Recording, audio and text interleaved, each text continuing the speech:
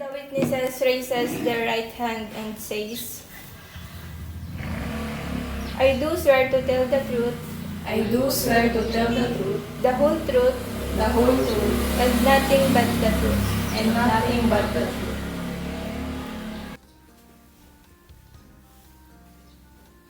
Ladies and gentlemen of the jury, today we bring before you a serious issue, which is unethical labor practices in resort. My client, Mr. Solis, represents not just himself but the many employees who feel trapped in a cycle of unfair wages, unsafe working conditions, and excessive working hours. This case is about more than just one individual grievances. It's about shining a light to the systematic problems that many resorts workers face today. Mr. Solis came to Eden Paradise Resorts expecting a fair and safe workplace, a place where his hard work would be recognized and where he could strive. Instead, he found a place that exploited his labor, failed to meet even the most basic standards of safety, and disregarded the law. He wasn't alone. We'll hear today from his co-worker, Christine Heron, who will testify about similar experiences on paid overtime, inconsistent paychecks, and negate safety measures and working hours that stretched beyond what was legal and humane. Mr. Solis will share his story, a story of long shift without proper breaks, of working in conditions that endangered his health and well-being, and how he and his colleagues were pushed to their limits, forced to work late hours without additional pay, and pressured to accept unsafe practices because it was the only way to keep their jobs. This wasn't about the one isolated incident. This is about a pattern of behavior at Eden Paradise Resort that exploits its workforce. Ladies and gentlemen, this case isn't about just holding Eden Paradise Resort accountable for its treatment of Mr. Solis and his colleagues. It's about sending a message. We need to demand better from businesses, especially in industries where workers are often the most vulnerable. We must stand up for fair wages, safe working conditions, and humane treatment. This trial is not just about justice for one individual, it's just about justice for all workers. Thank you for your attention, and we look forward to presenting the facts in this case.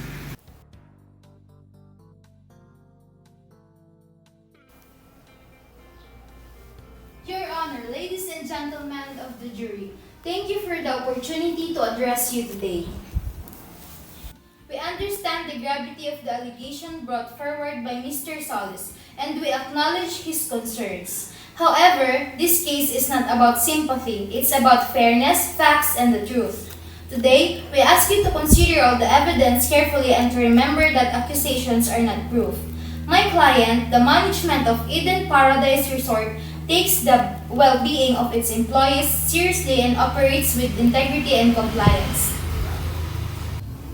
The plaintiff, Mr. Solis, has made claims of unethical labor practices. He alleges long working hours, unfair wages, and unsafe working conditions. While these are serious allegations, the evidence will show that they are not reflective of the practices at Eden Paradise Resort. Our resort prides itself on upholding not only the letter of labor law, but its spirit as well. We have clear policies in place to protect our employees. Policies that ensure fair wages, safe working conditions, and reasonable working hours. You will hear testimony from the resort's HR manager who will outline the systems in place to ensure compliance with labor standards. From payroll records showing timely and fair compensation to safety audits conducted regularly to ensure a safe work environment.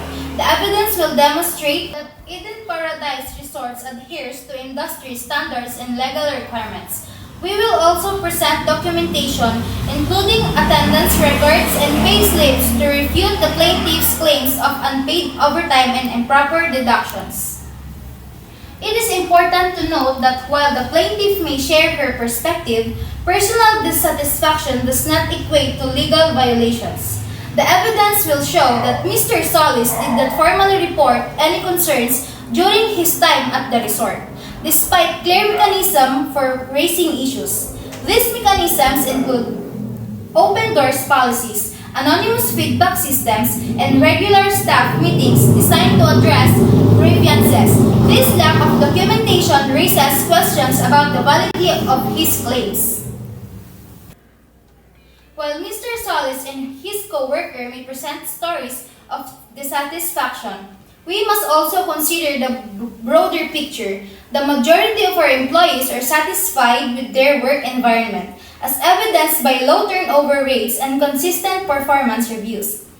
The plaintiff's claims are isolated incidents that representative of the resort's overall operations. Finally, we must address the damages being sought. The plaintiff is asking for compensation that far exceeds any reasonable claim, particularly when the evidence will show that the resort acted responsibly and lawfully. This case is not just about the employee's experience. It's about the principle of fairness and justice. Punishing Eden Paradise Resorts for unfounded accusations would set a dangerous precedent, one that could jeopardize not only this business but also the livelihoods of its many employees who depend on its operations. Ladies and gentlemen of the jury, as we present our case, we ask that you keep an open mind. Examine the evidence, listen to the witnesses, and consider the facts. We believe that you will see that Eden Paradise Resort has not only acted ethically but has also gone above and beyond to ensure a safe and fair workplace. Justice demands a verdict based on truth, not emotion, and we are confident that the truth will exonerate my client. Thank you. Mr. Solis, pwede mo ba ikwento sa hukuman kung ano ang naging karanasan mo bilang empleyado sa resort na iyong pinagtatrabahuan? Opo, nagtatrabaho po ako bilang housekeeping staff sa Eden Paradise Resort. Noong una, excited po ako magsimula, pero habang tumatagal, nakita ko po ang hindi makataong pagtrato. Pinag-overtime kami ng walang bayad at madalas lampas 12 oras ang trabaho namin sa isang araw. Bukod dito, napilitan din po kami magtrabaho sa mga delikadong kondisyon, tulad ng paglilinis ng mga matataas na lugar nang walang tamang safety equipment. Napakahirap po ang sitwasyon. Ano naman ang ginagawa ng pinagtatrabahuhan nyo o ng resort kapag may nirereklamo kayo? Kapag nagreklamo po kami, sinasabihan kami ng manager na kung hindi kami kontento, maaari kami umalis. Hindi po nila tinatanggap ang mga reklamo namin at madalas may pananakot pa na tatanggalin kami sa trabaho kung magpapatuloy kami magreklamo. Paano naman naapektuhan ang inyong kalusugan at kabuhayan dahil sa kondisyon na ito? Sobrang hirap po. Madalas po akong nagkakasakit dahil sa sobrang pagod at walang benepisyo o health insurance ang binibigay sa amin. Dahil hindi sapat ang sahod at hindi maayos sa kondisyon sa trabaho. Hirap po akong suportahan ang pamilya ko. Minsan hindi ko na po alam kung paano tatapusin ang araw sa dami ng trabaho at stress. May naitala ba ang resort na overwork or overtime o binabayaran lang kayo para dito? Wala po, kahit paulit-ulit namin sinasabi na sobra na ang oras sa trabaho namin. Hindi po nila yun nire-record sa sahod namin. Based pa rin sa normal na 8 oras na trabaho kahit lampas-lampas na kami sa oras. Mr. Solis, bakit ka humaharap ngayon dito sa hukuman? Dahil gusto kong magkaroon ng hustisya, hindi lang para sa akin, kundi pa rin sa ibang empleyado. Ang dami pong nagtatrabaho sa resort na nakakaranas ng hindi makataong pagtrato. Sana po sa pamamagitan ng kasong ito, mabigyan kami ng karapat-dapat na proteksyon at mabago ang sistema. Maraming salamat, Mr. Solis.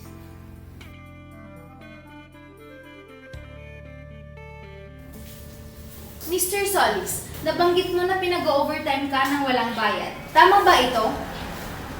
Opo, tama po yun. Ngunit maaalala mo bang may pinirmahan kang kontrata tungkol sa iyong trabaho at oras ng pagtatrabaho? Opo, pinirmahan pa akong kontrata. Sa kontratang iyon, may nakasaad pa ang overtime pay. Hindi ko na po masyadong maalala ang mga nakasulat doon. Kaya masasabi natin na hindi ka sigurado kung sakop ng kontrata ang overtime pay. Tama ba? Opo, hindi po ako sigurado. Mr. Solis, sinabi mo rin na madalas kang mag-overtime ng higit sa 12 oras. Sa kabila ng haba ng trabaho, may pagkakataon bang nagreklamo ka sa management? Opo, nagreklamo po kami pero hindi po nila pinapakinggan. May ebidensya ka bang nagpapakita na nagrereklamo ka tulad ng sulat o anumang dokumento? Wala pa akong dokumento. Karaniwan pong sinasabi lang namin ng personal sa manager. Mr. Solis, nabanggit mo rin na lampas 12 oras ang trabaho. Sa mga araw na iyon, nagkaroon ka ba ng pahinga o break man lang? May break po pero hindi sapat. Gaano katagal ang break na binibigay? Mga 30 minuto po. Minsan mas maikli pa. Bukod sa reklamo tungkol sa overtime, nabanggit mo na delikado ang ilang gawain tulad ng paglilinis ng mataas na lugar. Gamit ang ladder o scaffolding, may safety measures ba kayong ginagamit? Wala pong sapat na safety equipment. Minsan po hagdan lang ang gamit namin. Pero sinabi mo ba sa manager o supervisor ang tungkol dito? Opo, pero parang hindi po nila pinansin. Kung ganoon, masasabi mo ba ang mga delikadong sitwasyon na ito ay hindi lamang dahil sa kawalan ng kagamitan, kundi dahil na rin sa sariling desisyon ninyong magpatuloy sa trabaho kahit walang kagamitan? Ginagawa lang po namin ang inuutos sa amin dahil takot po kami mawalan ng trabaho. Mr. Solis, sinabi mong naapektuhan ng iyong kalusugan. May papakita ka bang medical record o dokumento na magpapatunay ng epekto sa iyong kalusugan dahil sa trabaho? Wala pa akong medical record pero madalas po ako nagkakasakit. Mr. Solis, maaari mo bang sabihin na ang ilan sa mga nararamdaman mong sakit ay posibleng dulot ng ibang bagay at hindi sa trabaho sa resort? Hindi ko po sigurado pero tingin ko po dahil sa trabaho po yun. Kung gayon, ang lahat ng sinabi mo tungkol sa epekto sa kalusugan at overtime ay batay sa iyong personal na obserbasyon. At wala kang konkretong ebidensya para patunayan ito. Tama ba? Opo, pero totoo po ang mga sinasabi mo. Maraming salamat, Mr. Solis.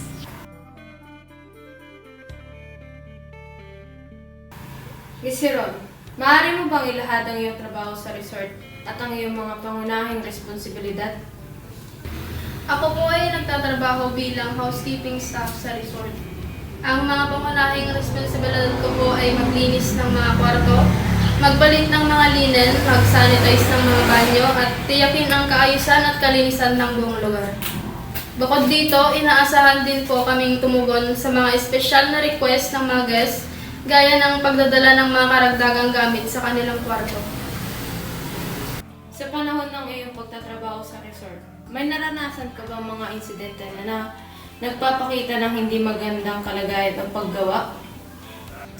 Opo, marami pong ganitong insidente. Halimbawa, madalas po kaming pinapatrabaho ng lampas sa aming shift nang walang bayad para sa overtime. May mga araw din pong kailangan naming magtrabaho kahit kulang kami sa mga kagamitan tulad ng gloves, masks at iba pang protective gear, lalo na kapag may cleaning tasks na may kinalaman sa hazardous materials. Gaano kadalas nangyayari ang mga insidenteng nabanggit mo, tulad ng pagtatrabaho ng lampas sa oras at kakulangan sa kagamitan? Halos araw-araw po, lalo na tuwing peak season o kapag may malaking event sa resort. Ang overtime po namin ay minsan umaabot ng 2 hanggang 3 oras, pero hindi po yun binabayaran. Sa kakulangan ng kagamitan naman, madalas itong nangyayari. At minsan pa nga ay kami ang bumibili mula sa aming sariling pera ng mga kailangan naming proteksyon. Meron ba pagkakataon kung saan ang inyong kaligtasan ay nakalagay sa panganib dahil sa kakulangan ng tamang proteksyon o kagamitan? Opo. Halimbawa, may pagkakataong pinaglilinis kami ng rooftop ng resort, pero hindi kami binibigyan ng harness o anumang safety equipment. Lalo itong delikado kapag umaulan o basa ang lugar. Isa rin pong halimbawa ay ang paglilinis ng mga comfort rooms na may strong chemicals pero walang gloves o mask na binibigay sa amin. Anong naging epekto nito sa inyong kalusugan at kalagayan sa trabaho? Marami pong epekto, gaya ng sakit sa likod at katawan dahil sa sobrang haba ng oras ng pagtatrabaho nang walang tamang pahinga. May mga kasama rin po akong nagkaroon ng skin irritation at respiratory problems dahil sa exposure sa chemicals. Ako po mismo ay madalas makaramdam ng hilo at pagkapagod. Kapag may mga ganitong reklamo, ano ang ginagawa ng management? Kapag inilalapit namin ang mga reklamo sa aming supervisor, madalas pong sinasabi lang na tiisin nyo na lang o kaya trabaho nyo yan. Wala pong konkreto o permanenteng solusyon na binibigay. Halimbawa, noong minsang kulang kami sa staff dahil may mga nagkakasakit, pinilit pa rin kaming gampanan ng mga gawain ng absent na empleyado nang walang dagdag na tulong.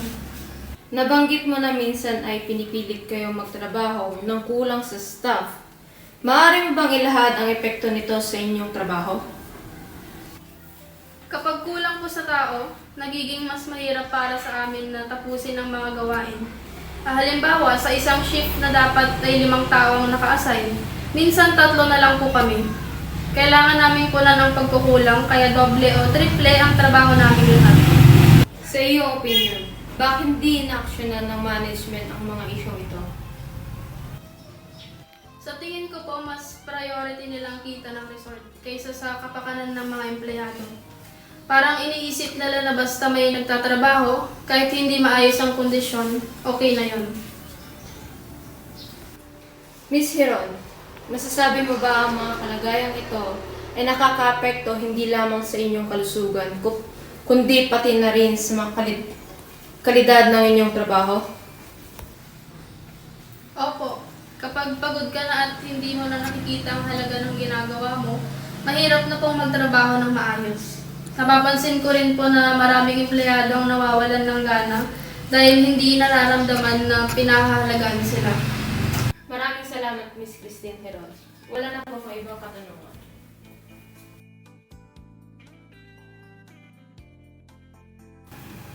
Miss Heron, nabanggit mo na ang may mga pagkakataon kung saan kulang kayo sa protective equipment tulad ng gloves at mask. May nakapagsabi ba sa inyo na hindi magagamit ang mga ito dahil sira o ubos na ang supply? Hindi po eksaktong sinabi pero kapag humihingi kami, ang sagot po ay wala raw available sa storage. Posible bang hindi ninyo agad na i-report ang kakulangan ng mga kagamitan sa tamang kinauukulan tulad ng supervisor o management? Sinusubukan po namin mag-report pero madalas hindi po agad nila ina-actionan. Miss Heron, ilang taon ka na bang nagtatrabaho sa resort na ito? 3 taon na po. Sa 3 taon mong pagtatrabaho, may mga pagkakataon bang nakatanggap ka ng training o seminar patungkol sa safety procedures o tamang sanitation practices? Opo, meron pong orientation nung una akong pumasok. Pero bihira po ang refresher trainings. Sa orientation na iyon, may naalala ka bang mga impormasyon tungkol sa tamang paggamit ng protective equipment at kung paano ito dapat i-report kung may kakulangan? Opo, tinuro po yun. Pero hindi po kasi palaging available ang mga kailangan naming kagamitan. Kung ganoon, masasabi mo bang mayroon kang kaalaman sa mga proper protocols na dapat sundin kahit kulang ang kagamitan? Opo, pero mahirap pong sundin ang mga yon nang walang tamang support mula sa management. Sinabi mo rin na may mga pagkakataong kulang kayo sa tao tuwing peak season. Sa ganitong sitwasyon, paano mo maisisigurong nagagawa ang mga task ng naaayon sa protocol? Gawa po namin ang lahat ng makakaya namin para matapos ang trabaho. Pero hindi po talaga laging nasusunod ang mga protocol dahil sa sobrang dami ng gawain. Sa tingin mo ba, may mga pagkakataong maaaring nagkulang ka o ang iyong mga kasama sa pagsunod sa tamang proseso ng sanitation dahil sa pagmamadali? Maaaring may mga ganitong pagkakataon pero hindi po yun dahil sa kapabayaan kundi dahil na rin sa kakulangan ng oras at suporta. Sa iyong salaysay, nabanggit mo na ang management ay hindi agad tumutugon sa inyong mga reklamo. May naaalala ka bang insidente kung saan may reklamo kayong tinugunan nila ng mabilis? Meron pong ilang pagkakataon pero madalang lang po yun. Halimbawa, kapag may malaking event at may urgent na kailangang ayusin, saka lang po sila kumikilos. Miss Heron, kung titingnan ang kabuoang kondisyon ng iyong trabaho, masasabi mo bang ang lahat ng problema ay dahil lamang sa kapabayaan ng management? Hindi po lahat pero malaki po ang epekto ng kakulangan nila sa pagkilos para sa mga empleyado. Maraming salamat, Miss Heron. Wala na akong ibang tanong.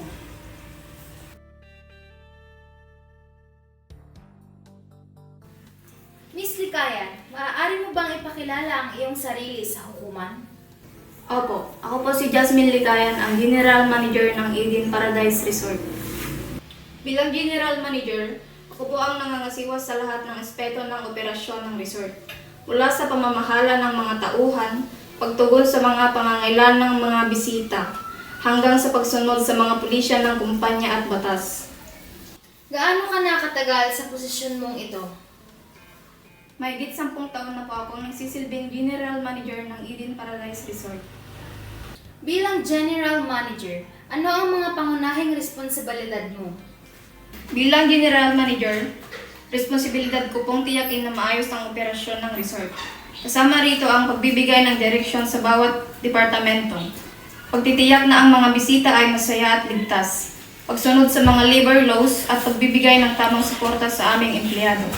Ako rin po ang tumutulong sa mga HR at legal team upang maayos ang anumang issue o reklamo na maaring lumabas. Miss Likayan, ano ang polisiya ng resort pagdating sa overtime work? Mayroon po kaming malinaw na polisiya hinggil sa overtime work. Kapag ang isang empleyado ay nagtrabaho ng lagpas sa kanilang normal na oras, kailangan muna itong aprubahan ng kanilang supervisor o manager. Ang oras ng overtime ay isinusulat at nire-record para matiyak na ito ay babayaran ng naayon sa umiiral na labor laws. Pinapahalagan po namin ang patas na pagbabayad sa aming mga tauhan. Sa mga panahong ikaw ay General Manager, may natanggap ka bang reklamo mula sa mga empleyado tungkol sa hindi pagbabayad ng overtime? Wala po akong natanggap na anumang formal na reklamo mula sa mga empleyado ukol sa hindi pagbabayad ng overtime. Ang aming HR department ay laging bukas para sa anumang hinaing.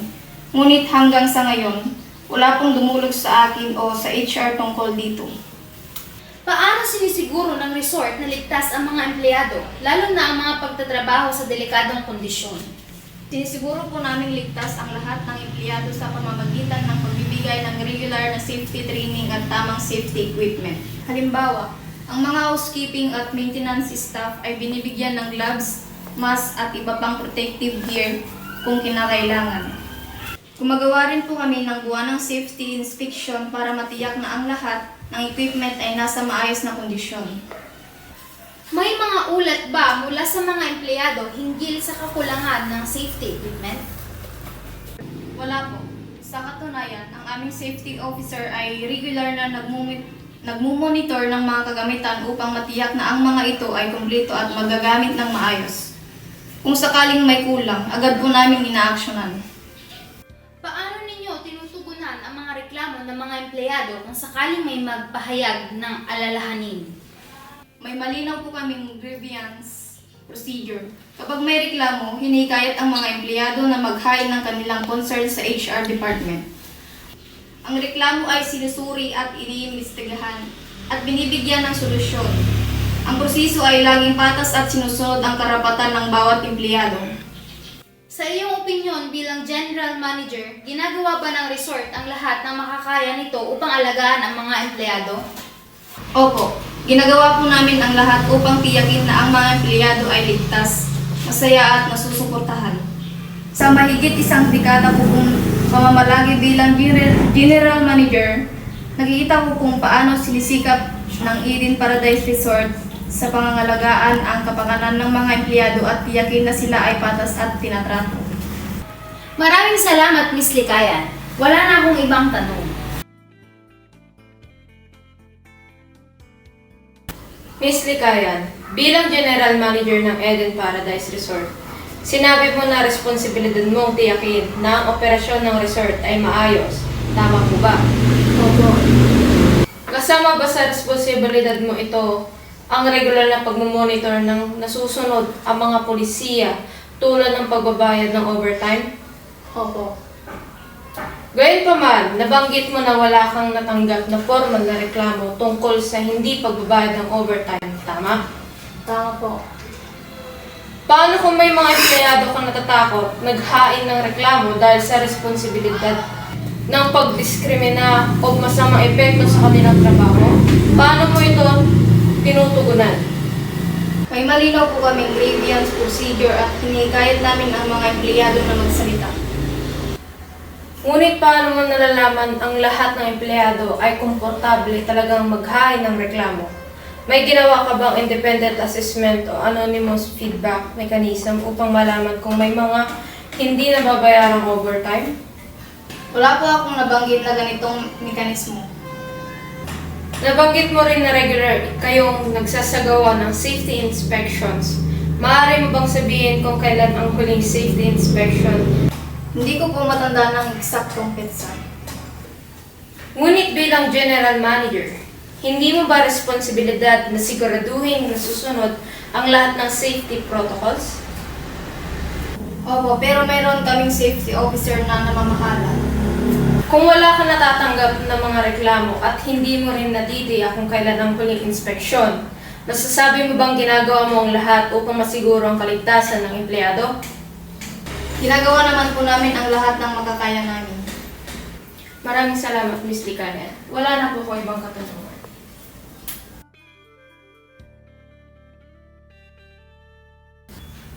Maaari mo bang ipakilala ang iyong sarili sa hukuman? Opo, ako po si Jamaica Pahar, ang HR Manager ng Eden Paradise Resort. Ako po ang nangangasiwa sa Human Resources Department, kasama na ang pag-aasikaso sa mga empleyado, kanilang mga benepisyo at iba pang mga alalahanin. Gaano ka nakatagal sa posisyon mong ito? Nasa 5 taon na po akong HR Manager sa resort. Bilang HR Manager, ano-ano ang mga pangunahing responsibilidad mo? Ang responsibilidad ko po ay tiyakin na nasusunod ang company policies at labor laws. Pangasiwaan ang hiring at training ng mga empleyado at resolbahin ang anumang issue na may kaugnayan sa kanilang trabaho. Kasama rin po dito ang pagtiyak na natatanggap nila ang mga sahod, benepisyo at suporta mula sa management.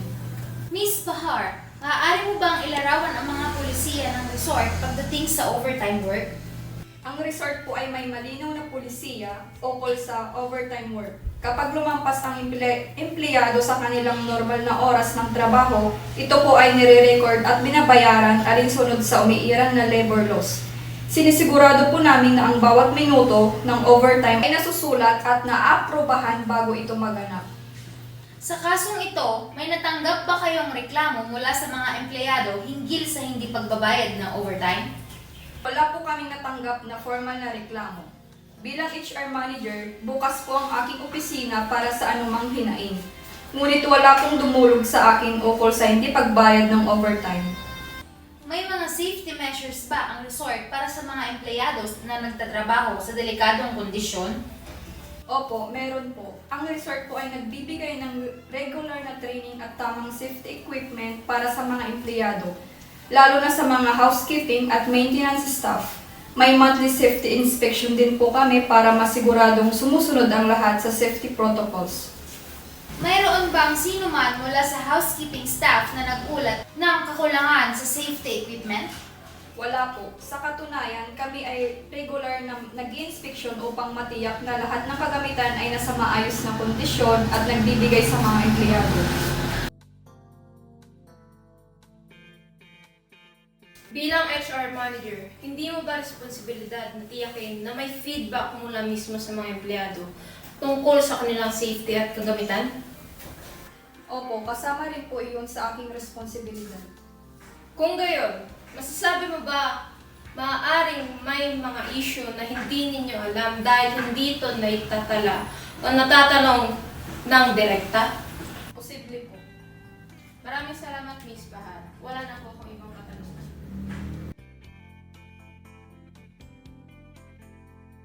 Your Honor, we now present the following evidence to support the plaintiff's claims. Each item has been properly labeled for clarity and reference. Employee work logs.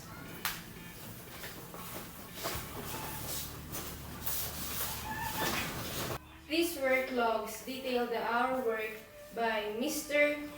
Solis and other housekeeping staff.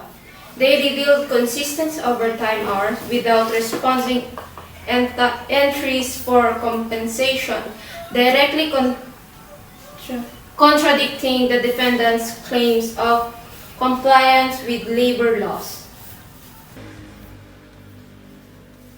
Photograph of unsafe working conditions.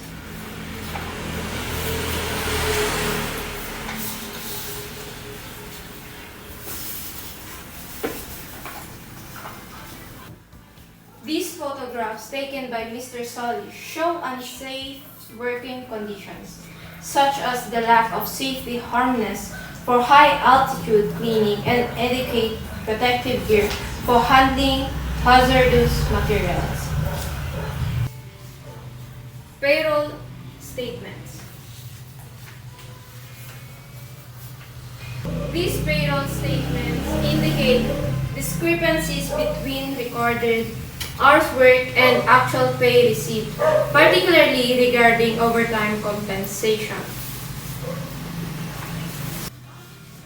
Medical records.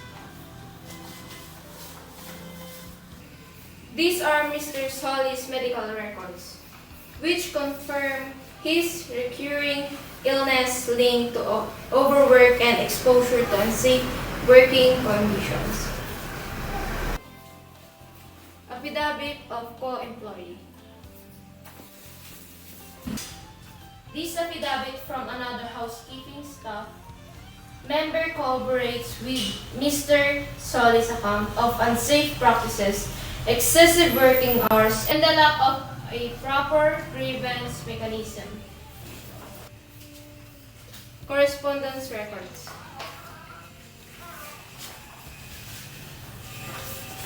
These are internal emails and memos submitted by Mr. Solis to management documenting his attempts to raise concerns about working conditions and unpaid overtime which are ignored or dismissed. With this exhibit, Your Honor, we will demonstrate the defendant's failure to provide a safe and fair working environment for their employees, as well as their disregard for proper labor practices.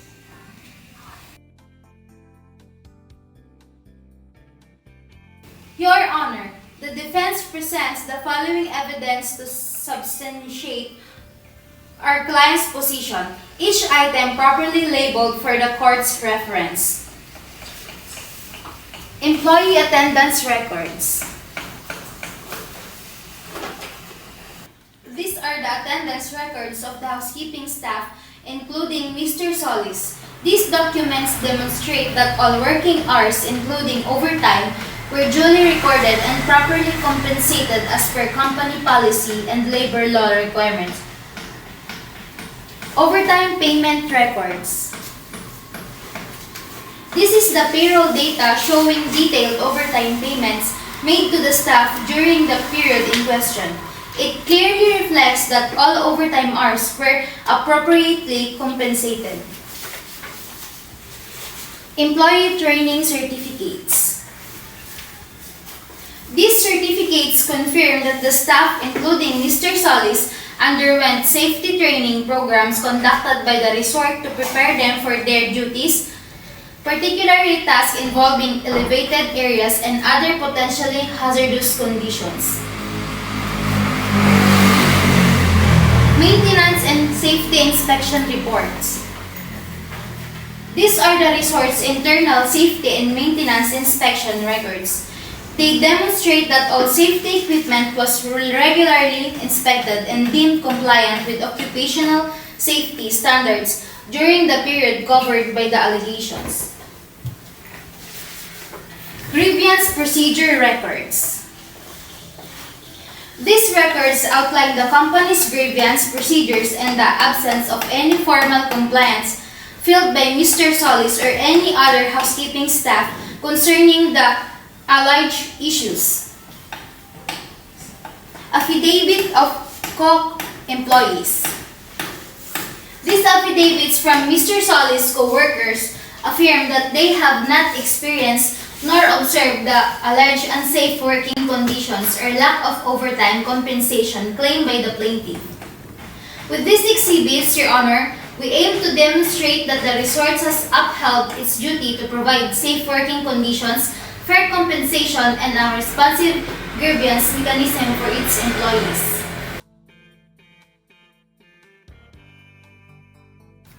Ladies and gentlemen of the jury, maraming salamat sa pagbigay pansin at pag-unawa sa kaso na ito.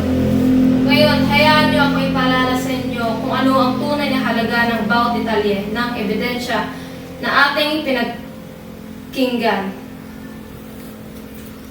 Ngayong araw, narinig natin ang kwento ni Mr. Solis, isang empleyado na nagtatrabaho ng higit pa sa kanyang makakaya. Ngunit walang katiyakan sa kanyang kaligtasan at karapatan sa tamang sahod.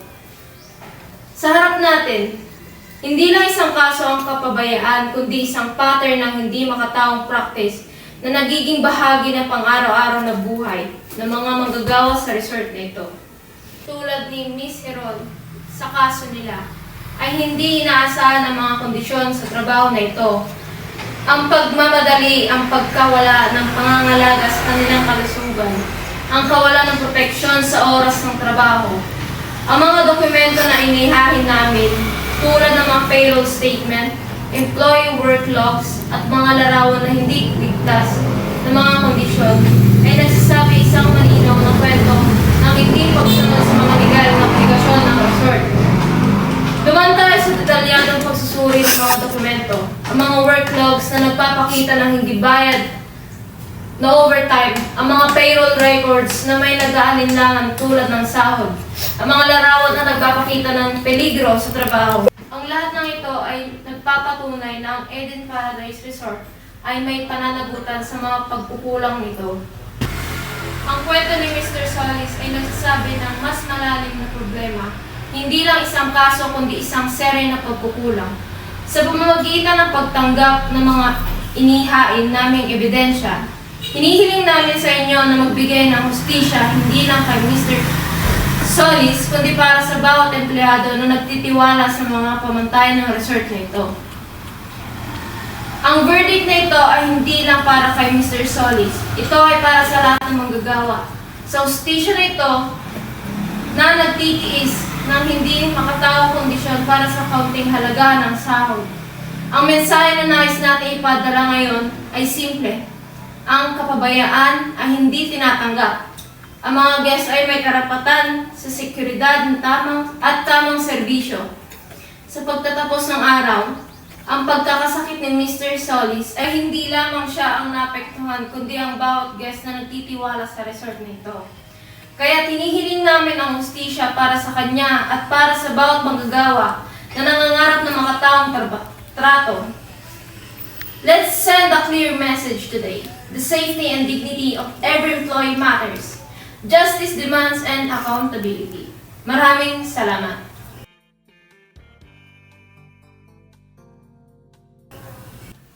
Mga kinatawan ng hurado, magandang araw po sa inyong lahat.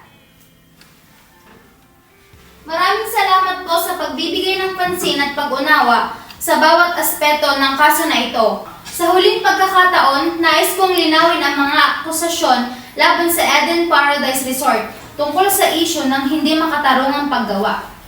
Unang-una, nais kong paalalahanan ang lahat na hindi lang po ito tungkol sa mga nakaraan o mga desisyon ng Eden Paradise Resort. Dito po tayo nag-uusap tungkol sa patakaran at sistema ng resort at kung paano nila pinapangasiwaan ang kanilang mga empleyado. Hindi po maikakaila na ang resort ay mahirap pamahalaan, lalo na sa pagtiyak ng kaligtasan at kalusugan ng kanilang mga trabahador. Ang mga aligasyon ng hindi makatarungang paggawa laban sa Eden Paradise Resort ay walang sapat na ebidensya upang suportahan ang claim na ito. Ang mga testimonya mula sa empleyado ng resort ay hindi nagpakita ng systematic issues sa paggawa. Walang ebidensya na nagpapakita ng pagkakautang sa sahod, hindi makatarungang overtime o mga kondisyon na taliwas sa mga itinatadhana ng batas. Ang mga isyu na ito, bagaman malamang sa iba't ibang sektor ay hindi may tutugma sa ating kaso. Narinig natin ang testimonya ni Ms. Heron tungkol sa kanyang kondisyon at ang kalagayan sa trabaho. Pero ang kanyang karanasan ay hindi kumakatawan sa buong workforce ng Eden Paradise Resort. Ang ilang pagtaas ng sahod, ang pagtutok sa kalusugan at kaligtasan ng mga empleyado at ang regular na pagsasaayos ng protocols ay patunay na ang hotel ay seryoso sa kanilang responsibilidad sa kanilang mga empleyado. Ang mga aligasyon ng hindi makatarungang paggawa ay maaaring magbigay ng malaking epekto sa reputasyon ng resort. Kaya naman, hinihingi namin na tignan ang lahat ng aspeto ng kaso, mula sa patakaran sa paggawa hanggang sa specific na mga pag-audit ng kanilang compliance sa labor laws, bago natin husgahan ang Eden Paradise Resort. Sa pagtalima sa mga regulasyon at patakaran, ipinakita ng Eden Paradise Resort na sila ay seryoso sa kanilang responsibilidad sa kanilang workforce. Walang sapat na ebidensya na nagpapakita ng systematic labor violations sa kanilang operasyon. Sa katunayan, ang hotel ay nagtatrabaho ng mga hakbang upang magbigay ng maayos na sahod, magandang working conditions at suporta sa kalusugan ng kanilang mga empleyado. Ilang beses na rin nating narinig na ang mga testimonya mula sa mga empleyado ay madalas na subjective at nakabatay sa personal na karanasan. Dapat po nating tandaan na ang personal na opinyon ay hindi laging sumasalamin sa kalakaran ng buong workforce. Ang mga nakalap na impormasyon mula sa external audit, compliance reports at testimonya ng management ay nagpapakita ng makatarungan at profesional na sistema ng paggawa na pinapangasiwaan ng Eden Paradise Resort. Ngayon, hinihiling namin na magbigay ng isang desisyon na tinitignan ang konteksto ng lahat ng ebidensya, ang mga factual evidence, testimonya mula sa mga eksperto at ang mga patakaran sa resort. Sa paggawa ng desisyon, hinihimok namin kayo na magbigay ng patas na hatol batay sa mga katotohanan, hindi sa haka-haka. Maraming salamat po!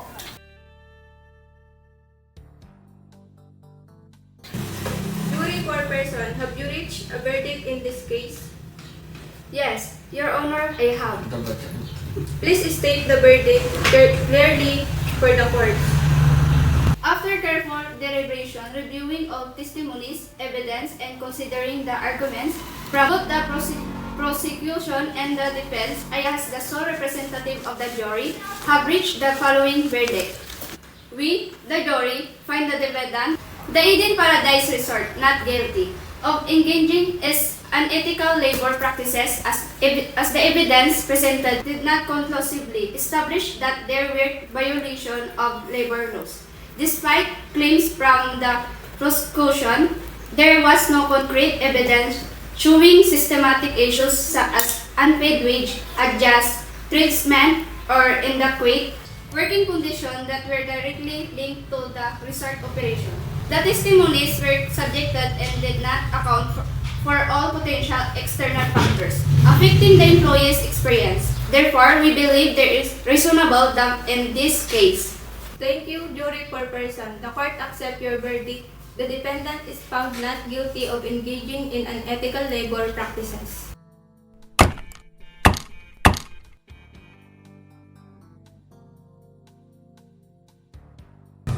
I realized how important it is for businesses to maintain proper documentation. In this case, the resort presented clear records of contracts, working hours, and payrolls, which proved they followed labor laws. It made me understand that having evidence is critical for protecting a company against accusations like this. The case showed me that even businesses follow the law, ethical concerns can still arise. The workers felt overworked despite the resort's compliance with regulations. It made me think that going beyond legal requirements like fostering a supportive and fair workplace culture could prevent disputes and keep employees satisfied.